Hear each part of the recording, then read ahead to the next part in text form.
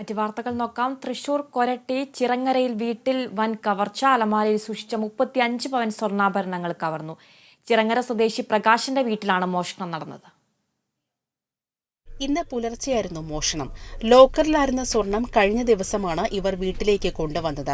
ഈ സ്വർണ്ണമണിഞ്ഞ് ബന്ധുവിന്റെ കല്യാണത്തിന് പോയിരുന്നു. തുടർന്ന് തിരികെ എത്തിയ ശേഷം സ്വർണ്ണാഭരണങ്ങൾ വീട്ടിലെ അലമാരയിൽ സൂക്ഷിക്കുകയായിരുന്നു. ഇന്നലെ രാത്രി പ്രകാശനും ഭാര്യയും ഉറങ്ങിയതിനു ശേഷം ഇന്ന് പുലർച്ചെ 2 മണിയോടെ പ്രകാശൻ വെള്ളം കുടിക്കാൻ എണീറ്റപ്പോഴാണ് റൂമിലെ ലൈറ്റ് കത്തിക്കിടക്കുന്നത് ശ്രദ്ധയിൽപ്പെട്ടത്. ഇതോടെ റൂമിലെത്തി പരിശോധിച്ചപ്പോഴാണ് മോഷണ വിവരം അറിയുന്നത്. മുറിയിലെയും അലമാരയിലെയും സാധന സാമഗ്രികളെല്ലാം വലിച്ചു വാരിയിട്ട നിലയിലായിരുന്നു. ഇതോടെ അലമാര പരിശോധിച്ചപ്പോഴാണ് മോഷണ വിവരം അറിയുന്നത്. മുറിയുടെ ജനൽ കമ്പികൾ തകർത്താണ് മോഷ്ടാക്കൾ കയറിയിട്ടുള്ളത്.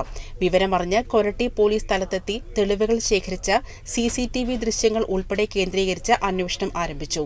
Kerala vision news, Thrissur.